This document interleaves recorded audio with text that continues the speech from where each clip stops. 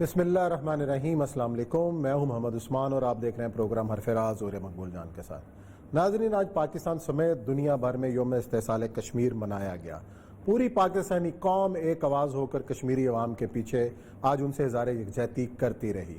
بھارت کے غاصبانہ قبضے کی ہر کسی نے مذمت کی۔ سب سے بڑی تقریب آج مظفر آباد میں ہوئی، جہاں وزیر اعظم پاکستان جناب عمران خان صاحب نے دو ٹوک انداز میں مسئلہ کشمیر کے حوالے سے اپنی بھرپور حمایت اور جدوجہد کا اعلان کیا۔ ساتھ ہی وزیر اعظم آزاد کشمیر راجہ فاروق حیدر نے بھی بہت اہم باتیں کی۔ آج ہمارا موضوع یہی ہے، یوم استحصال کشمیر ہم نے کیا پایا اور خاص طور پہ آج کے دن ہم نے کشمیری عوام کو کیا پیغام دیا، اس پر بات کریں گے۔ ساتھ ہی پروگرام کے آخری حصے میں ذکر کریں گے بیروت کا، جہاں افسوسناک دھماکوں میں اب تک کی اطلاعات کے مطابق سینکڑوں افراد کی جان چلی گئی ہے۔ بہت سارے افراد ابھی تک ملبے تلے دبے ہوئے ہیں۔ اس کا کیا پس منظر ہے، کیا حالات ہیں بیروت کے، کن حالات سے وہ گزرا۔ لیکن بڑھتے ہیں پروگرام میں، بڑھنے سے پہلے ہم سنتے ہیں آج کہ وزیر اعظم عمران خان نے مظفر آباد قانون ساز اسمبلی میں آج کشمیر کے حوالے سے کیا بات کی۔ جذبہ زندہ رہنا چاہیے، اور جو بات کہی ہے راجہ فاروق حیدر نے کہ کتنا دباؤ ہے کہ لائن آف کنٹرول کے اس طرف رہنے والے لوگوں کا کہ کشمیری بھائیوں کے لیے ہم کچھ کر نہیں پا رہے، تو آج لیکن جو وزیر اعظم عمران خان نے بات کہی ہے کہ ہر فورم پہ اٹھائیں گے، اور پوری طرح یقین دلایا انہوں نے کشمیری قوم کو، کشمیری عوام کو کہ آپ اکیلے نہیں ہیں۔ دیکھیں، انٹرنیشنل لیول کی جو صورتحال ہے نا، اس میں تو جو نیشن سٹیٹس اس سے زیادہ نہیں کر سکتے۔ Nation states act of the war میں جب آئیں گی تو پھر دنیا جو پوری کی پوری اس کے اندر انوالو ہو جاتی ہے۔ دنیا میں اب تک کے جو 50 سال کی صورتحال ہے، اس میں اگر کہیں بھی آزادی ملی ہے تو اس کی پروکسی جو ہے نا اس سے ملی ہے۔ ویتنام پہ قبضہ ہو گیا، امریکہ نے آ کے قبضہ کیا، لڑے، انہوں نے جنگ جیت لی۔ انگولا پہ قبضہ ہوا، انگولا میں 2002 تک لڑتے رہے، اس نے جنگ جیت لی۔ اس کے بعد نمیبیا اور اس کے جو بارڈر ڈسپیوٹ تھی، اس کی سول وار ہوئی، اس پہ لوگ لڑے۔ افریقہ کا تو آپ نقشے کے اندر آپ کو اتنے لوگ مل جائیں گے جنہوں نے پراکسی وار سے جیتی۔ کشمیر کے اندر بھی بنیادی جنگ جو ہے وہ کشمیریوں نے ہی کرنی ہے، اور اسی طرح کرنی ہے جیسے آج دنیا نے سبق سکھا دیا ہے کہ آل دی کمیٹی آف نیشن افغانستان کے اندر گھس جائے، پراکسی والے جیتتے ہیں، اور پراکسی والے آخر میں آپ ٹیبل پہ بیٹھنے پڑتا ہے، ان کے ساتھ بیٹھنا پڑتا ہے۔ جیسے لی ڈک تھو کے ساتھ بیٹھا تھا ہینری کسنجر، ویسے مائک پومپیو بیٹھا ہے ان کے ساتھ آ کے نام طالبان کے ساتھ۔ تو ایک تو بات طے ہے کہ ان کو کلیئر ہونا چاہیے، ہماری سپورٹ کی ہونی چاہیے۔ تو اصل مسئلہ یہی ہے کہ پاکستان کو چاہیے کہ ڈپلومیٹک لیول پہ جس حد تک تیزی کرنا چاہے کرتا رہے مستقل، لیکن پراکسی سے انکار نہ کرے۔ جو وہاں لڑ رہے ہیں ان کو عزت دے گا۔ اور تو میں یہ بہت بڑا قدم ہے سید علی گیلانی کو نشان پاکستان دینے کا، اس کو آپ سوچ نہیں سکتے یہ کتنی بڑی انٹرنیشنل اس کی ریپرکشن ہوگی، اتنی بڑی آپ سوچیں نا کہ آپ ایک وار لڑنے والے کو، ایک وارئر کو آپ نشان پاکستان دینا، کہ you are supporting the struggle. اور وہ کس کا پولیٹیکل فیس ہے؟ ملیٹنٹ کا پولیٹیکل فیس ہے نا۔ یہ جو حزب المجاہدین، یہ سارے کے سارے ان کا سید علی گیلانی کو یہ تو نہیں ہے نا کہ ایک بغیر عام اسٹرگل کے بغیر ہی جنم لے کے اوپر آ گئے۔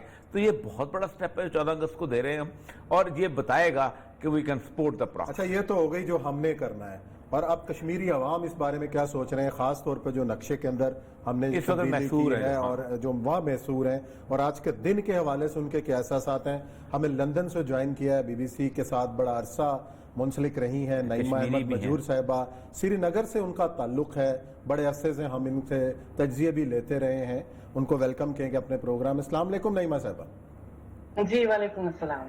نعیمہ صاحبہ، ہم یہی بات کر رہے ہیں کہ آج یوم استحصال پوری دنیا میں منایا گیا، پاکستان کے اندر بھی ریلیاں نکلیں، وزیر اعظم پاکستان نے بھی دو ٹوک ایک بار پھر مدد کا اعادہ کیا ہے۔ کشمیری جو اس وقت محصور ہیں، 1 سال سے وہاں لاک ڈاؤن کے اندر اپنی زندگی گزار رہے ہیں، ان کے کیا احساسات اور جذبات ہیں آج کے دن؟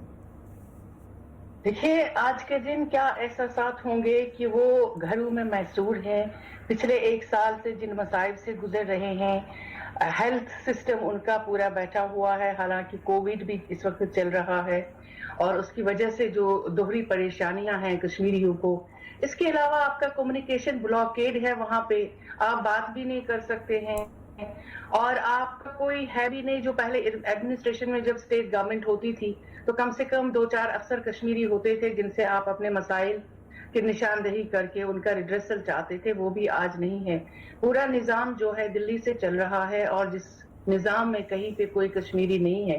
اور 5 اگست لاسٹ ایئر کو جو آپ نے 13,000 بچوں کو حراست میں لیا، جو آپ نے ہزاروں لوگوں کو گرفتار کیا، سیپریٹسٹ لیڈرشپ پہلے ہی نظر بند ہے یا جیلوں میں قید ہیں، پھر آپ نے مین سٹریم لیڈرشپ کو بھی اٹھا کے جیلوں میں بند رکھا ہے، تو پورے اس سسٹم کو ایک طرح سے آپ نے مفلوج کر دیا ہے۔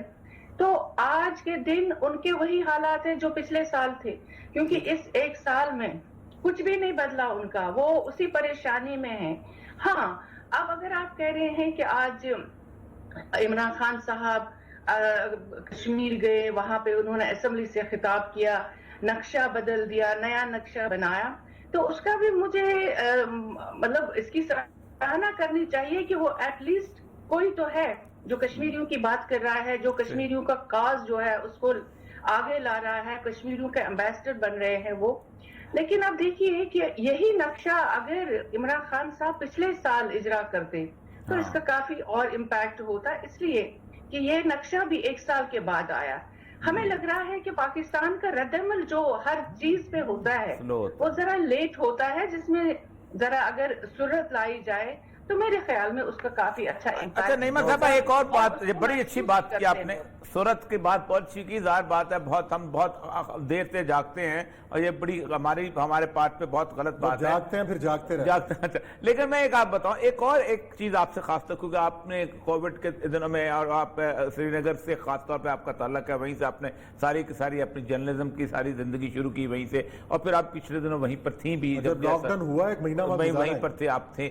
مجھے یہ بتائیے گا، میں آؤٹ آف دا پرپورشن ایک فیئر کریٹ کیا جا رہا ہے، اگرچہ کہ کرنا تو چاہیے، کہ انڈیا جو ہے وہ اس کی جو ڈیموگرافی چینج کر دے گا۔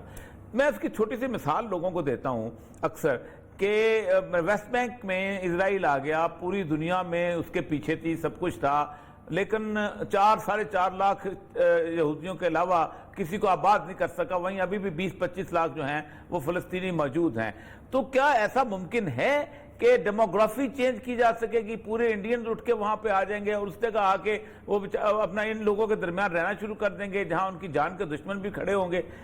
دیکھیے، وہاں پہ آپ کو جان صاحب دیکھنا ہوگا کہ ہندوستان کی آبادی 1 ارب 20 کروڑ ہے۔ ہاں صحیح، اور اس کے مقابلے میں آپ اگر وہاں پہ یہودیوں کی آبادی دیکھیں گے تو وہ تو اس کا 0.000 کچھ بھی نہیں ہے۔ صحیح ہے۔ تو اگر آپ کہہ رہے ہیں ہمارے یہاں پہ کشمیر میں سالانہ صرف 3-4 لاکھ جو ہیں لیبر طبقہ آتا ہے بنگال سے اور بہار سے، یہ ایک چھوٹی سی مثال میں دے رہے ہیں، جو پچھلے 30-40 برسوں سے آ رہے ہیں، اور جو ڈومیسائل لا بنا ہے اس کے حساب سے وہ بھی کلیم کر سکتے ہیں کہ ہم کشمیر کے اب رہائشی ہیں۔ ہماری ایڈمنسٹریشن جو ہے، ہمارا پولیس جو ہے، اس میں بیشتر افسران جو ہے وہ باہر کے ہیں، کشمیر کے نہیں ہیں۔ آج بھی جو IAS جو بڑے بڑے جو کمشنر سیکریٹریز ہوتے ہیں وہ 22 ہیں، 22 میں 3 بھی کشمیری مسلمان نہیں ہیں۔ تو آپ ان کی فیملیز کو آپ دیکھ لیجئے، اور اس کو پچھلے 10 سال کا ہی آپ جوڑ کر لیجئے اور دیکھ لیجئے کہ اگر آپ ان کو بھی بسا رہے ہیں۔ پھر آپ نے شرنارتھیوں کو، مشرقی پاکستان کے جو شرنارتھی ہیں ان کی تعداد بھی 1 لاکھ کے قریب بتایا جاتا ہے۔ کشمیری پنڈت جو 1 لاکھ کے قریب جو 90s میں چلے گئے تھے کشمیر میں جب شورش اٹھی تھی، تو وہ آج یہ بتا رہے ہیں کہ ان کی تعداد 7 لاکھ ہے۔ 10 لاکھ فوج پہلے ہی موجود ہے کشمیر میں۔ تو اس سب کو جب آپ ملا کے دیکھیں گے تو آپ بتائیے 80 لاکھ پاپولیشن ہے کشمیر کی، صرف وادی کی، تو اس میں آپ اتنے جب لوگ آئیں گے ان کو بسائیں گے، تو آپ مجھے بتائیے کہ 10 سال میں کیا کشمیر مسلم اکثریت والا علاقہ ہوگا؟ آپ اس کا تناسب جو ہے ختم کر رہے ہیں۔ درست بات۔ اچھا یہ مجھے بتائیے گا، ایک کشمیریوں کا ایک طبقہ یہ سمجھتا ہے کہ جب تک بھارت کے اندر بسنے والے مسلمان ان کا ساتھ نہیں دیتے، کیونکہ ان کی طرف سے ہمیشہ سے ایک بے حسی سی رہی ہے، اور وہ سمجھتے رہے ہیں کہ کشمیر کے لوگوں نے ہمارے لیے بھی مشکلات پیدا کی ہیں، تو اب تو خیر مودی کے آنے کے بعد یہ مسئلہ کلیئر ہو گیا، اب تو وہ جو اس طرح کی وہ خود بھگت رہے ہیں، وہ سمجھتے یہ ہیں ایک طبقہ کچھ ان کے لیڈرشپ کہ وہ جب تک ساتھ نہیں دیں گے ہم آزادی کی طرف آگے نہیں بڑھ سکتے۔ کیا ایسی انڈیا کے اندر فیلنگ ہے مسلمان کمیونٹی کے اندر آن دا ہول؟ देखिए, जहां तक इंडियन मुस्लिम का ताल्लुक है और इंडियन मुस्लिम लीडरशिप का ताल्लुक है, ठीक। वो हमेशा से हिंदुस्तान का साथ देते आ रहे हैं। जहां तक कश्मीर मसले का ताल्लुक है कि ये एक डिस्प्यूट है, इसका हल होना चाहिए और इसमें 3 फरीक हैं, लेकिन इंडियन मुस्लिम्स ने मजमूई तौर पे कभी इसको एक्सेप्ट नहीं किया, बल्कि वो ये समझते थे कि कश्मीरी मुसलमान जो एक मसला है उसकी वजह से हम उसकी लपेट में आते हैं और हमारे साथ ज्यादतियां होती है। लेकिन आपने देखा अब 2014 से जो हिंदुस्तानी पॉलिटिक्स बहुत सारी चेंज हो गई है, हिंदुत्व की लहर चल रही है, बीजेपी की हुकूमत है, तो उसकी वजह से वहां पे जो हालात मुसलमानों के अब बने हैं, जो माहौल उनके लिए बना है, हालांकि गुजरात 2002 से ही शुरू हुआ था जब एक मैसेकर हुआ था, उसके बाद से ही एक नई सोच जो है मुसलमानों में कि हम शायद इसकी लपेट में अब खुद भी आ रहे हैं। तो इस वक्त आप देखेंगे जो हिंदुस्तानी मुसलमान है वो खुद डरा हुआ, सहमा हुआ है, वो खौफ में है, क्योंकि उसको अब अपनी शहरियत खोने का मसला है। तो कश्मीरियों का वो क्या साथ दे सकते हैं? तो कश्मीरी मुसलमानों ने हमेशा उनको हमेशा उनको अलग रखा इससे। वो बात तो ठीक है, लेकिन देखें इस वक्त दुनिया में मुसलमान इंडिया के अंदर घीटवाइज्ड हैं, यानी इस वक्त कहीं दुनिया के नक्शे में आपने वर्ल्ड बिगेस्ट घीटो तलाश करना हो तो वो 7.5 लाख का वो जो सोहागपुर है अहमदाबाद के पास है। ये जो दोनों मिलके एट्रॉसिटी फेस करते हुए जो लोग हैं, मसलन ये अब केरला के लोग जो हैं वो पकड़े जाते हैं कश्मीर के अंदर लड़ते हुए, वो तो ट्रक पे बैठ के भी वहां पहुंच सकते हैं ना। ये जो कैफियत पैदा हो रही है, जिसके ऊपर वो एक दफा डिस्कस हो रहा था कि इंडिया अगर इस तरह के हालात में रहा तो एक अगला सीरिया जो है बन सकता है। 25 करोड़ 22-23 करोड़ मुसलमान तो हैं ही हैं, और ये बहुत बड़ी आबादी होती है किसी मुल्क के अंदर। देखिए, इसके पीछे हमेशा सियासत होती है। अगर आपको अपना वोट बैंक देखना है और अगर आपका वोट बैंक हिंदू है, हिंदू डोमिनेटेड है, तो आपको क्योंकि हम समझते थे कि जब ये बीजेपी हुकूमत आई, खास तौर से जो नरेंद्र मोदी वजीर आजम बने, तो उन्होंने डेवलपमेंट का एक नारा दिया, तो चाहे मुसलमान, हिंदू, सिख, कोई भी खुश हो गए और इत्मीनान जाहिर किया कि कम से कम कोई तो आया, क्योंकि कांग्रेस हुकूमत की वजह से वो डेवलपमेंट प्रोसेस जो है वो एक तरह से स्टाल हो गया था। तो सब ये समझ रहे थे कि इनका एजेंडा जो है, हालांकि हमें पता है कि आरएसएस का एजेंडा वगैरह ये सारा लेके चल रहे हैं, लेकिन फिर भी हमने देखा कि जब अटल बिहारी वाजपेयी आए तो उनकी सोच भी तब्दील हुई थी, हालांकि आरएसएस के कारकुन थे। उसके बाद जब मोदी आए तो सबने समझा कि नहीं, ये भी चेंज है और ये डेवलपमेंट पैकेज लेके आएंगे और इसको लेके चलेंगे। लेकिन फिर जब आपने देखा सूरत हाल जो बदल गई है पूरे हिंदुस्तान में, तो उसकी वजह से आप देखेंगे कि अब तो खुद हिंदुस्तान के हिंदुओं को भी अब इतनी परेशानी पैदा हुई है। ऐसा ना समझे कि सिर्फ मुसलमान ही परेशान है, ये सही बात। हिंदुस्तान के हिंदू भी इस वक्त बहुत सारे ऐसे हैं जो पढ़े लिखे हैं, जो मिडिल क्लास से ताल्लुक रखते हैं, जो काम करने वाले लोग हैं, जो ज़हीन लोग हैं, वो भी समझते हैं कि प्रॉब्लम पैदा हुई है ये जो हिंदुत्व की लहर है, क्योंकि एक सेक्युलर मुल्क की जो इमेज इंडिया की थी वो खत्म हो गई है। और उसकी वजह से आप देखेंगे कि आप ऐसे एजेंडा क्रिएट कर रहे हैं, राम मंदिर, आर्टिकल 370, ये सारी चीजें, या मुसलमानों का ड्रेस, मुसलमानों की इबादत, मुसलमानों की इबादत गाहें। तो जब आप ये बना रहे हैं तो इसका आपको अखज़ करना चाहिए, मतलब लेना चाहिए कि भाई आप एक सेट एजेंडा लेके चल रहे हैं और उस सेट एजेंडा का मुद्दा और मकसद सिर्फ एक है कि आप अपने वोटरों को कैसे फांस रहे हैं। अच्छा नईमा साहब, आपने जिक्र किया तब्दीली का कि इस वक्त आर्टिकल 370 के बाद, खात्मे के बाद से हमें एक यकसानियत, इत्तेहाद नजर आता है कश्मीर के पॉलिटिशियंस के अंदर। पहले हम 2 हिस्सों में बांटते थे, एक थे भारत नवाज, दूसरे थे हुर्रियत नवाज। अब तो फारूक अब्दुल्ला भी हुर्रियत की बात करते नजर आते हैं, महबूबा मुफ्ती भी वो बात करती नजर आती है। तो आप ये समझती हैं कि अब कई वक्त आ गया है कि ये सारे मिल बैठकर एक कोई जॉइंट कोई ऐसी जद्दोजहद शुरू कर लें, कोई ऐसा कोई आपको मंजरनामा नजर आ रहा है आने वाले वक्त के अंदर? देखिए, ये जो मेन स्ट्रीम लीडरशिप है, इनको पहले भी समझ लेना चाहिए था। जो रियासत का, जिसको हम जम्मू कश्मीर कहते थे, वहां पे जो मेजॉरिटी सेंटिमेंट है उसका साथ देना चाहिए था। लेकिन उन्होंने हमेशा जो लोगों से कहा और यकीन दिलवाया कि नहीं, हिंदुस्तान एक सेक्युलर रियासत है और हमारी तकदीर जो है इस मुल्क के साथ जुड़ी हुई है और हम इस मुल्क में रहकर आगे चल सकते हैं। लेकिन जब 5 अगस्त 2019 का फैसला हुआ और यही लोग थे जो हिंदुस्तान का परचम लिए हुए थे और इन्हीं लोगों को सबसे पहले उठा के जेलों में बंद कर दिया और इनकी ऐसी तजलील की गई कि वो अभी उस शौक से खुद नहीं संभल रहे हैं, तो वो लोगों को क्या संभालेंगे इस वक्त, क्योंकि वो उस शौक में अब भी हैं कि ये हमारे साथ क्या हुआ। अब अगर आप समझते हैं कि इस तजलील की वजह से भी उनकी सोच बदल गई है, मैं ये नहीं मानती हूँ, इसलिए कि उनके लिए अब कोई रास्ता नहीं बचा है।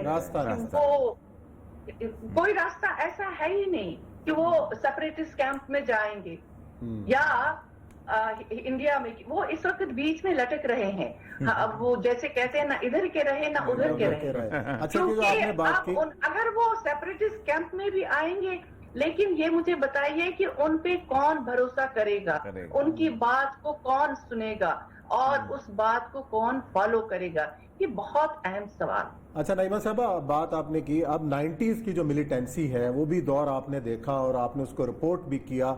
उस वक्त जिस शिद्दत की मिलिटेंसी थी और आज जो मिलिटेंसी का नया फेस है जिसमें बुरहान वानी हमें नजर आते हैं, हमें जाकिर मूसा नजर आता है, हमें वो अपना ये रियाज नाइक को नजर आता है, तो इस हवाले से आपको क्या बदलाव नजर आता है कि आजकल की जो मिलिटेंसी है वो ज्यादा असर अंगेज है या 90 की मिलिटेंसी ज्यादा जोरावर थी? देखिए, 90 की मिलिटेंसी मैंने खुद देखी है, बल्कि उस पर मैंने किताब भी लिखी है जो लॉस्ट इन टेरर या दहशतजादी आप जिसे कहे। वो उस वक्त आपको पता नहीं था, बिल्कुल पता नहीं था कि पहले जब ये शुरू मिलिटेंसी हुई कि मिलिटेंट कहाँ से आए, कौन लोग हैं, कौन चला रहा है। क्योंकि जब तक आपकी फिर हुर्रियत कॉन्फ्रेंस बनी या लीडर जो सामने आए और आपको अंदाजा हुआ कि कहीं पे हिजबुल मुजाहिदीन, कहीं पे JKLF, कहीं पे अल उमर, ये इस तरह की तंजीमें आ गई हैं।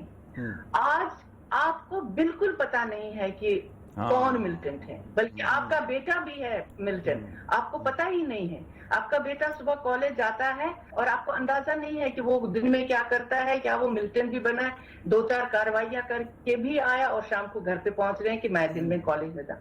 तो ये ज्यादा चैलेंजिंग है, ज्यादा चैलेंजिंग। हाँ, बहुत चैलेंजिंग है, इसलिए कि लेकिन एक चीज है कि पहले मिलिटेंट्स के पास असला होता था, उनके पास साजो सामान होता था। आज जो हमारे ये छोटे छोटे बच्चे हैं, ये एक जज्बा लेके निकल रहे हैं, इनके पास कोई असला नहीं है, इनके पास कोई बंदूक नहीं है। मैं आपको वसूख के साथ कहती हूँ, मैंने कई ऐसे लोगों से बात की जिनको मैंने कहा आप क्यों ये कर रहे हो, क्यों अपने आप को, क्योंकि आप कैसे लड़ रहे हो, ये सारा क्यों हो रहा है।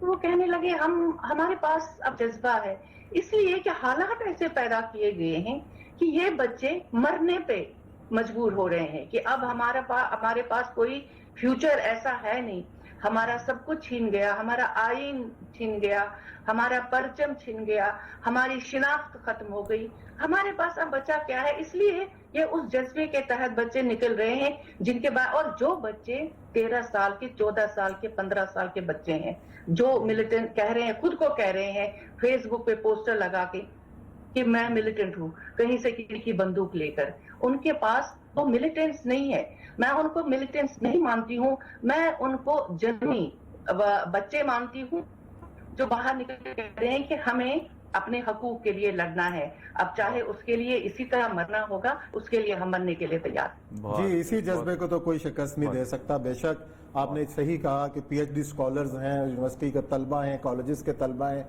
जो आज इस मैदान कारजार के अंदर हैं और भारतीय फौज को नाको चने चबा रहे हैं। यकीनन इस जज्बे को शिकस्त नहीं दे सकता। और यह साहब बड़ी कंप्रीहेंसिव गुफ्तगू की नईमा साहबा ने। इसी के साथ हम ब्रेक लेते हैं और ब्रेक के बाद इसी सिलसिले को हम जारी रखेंगे।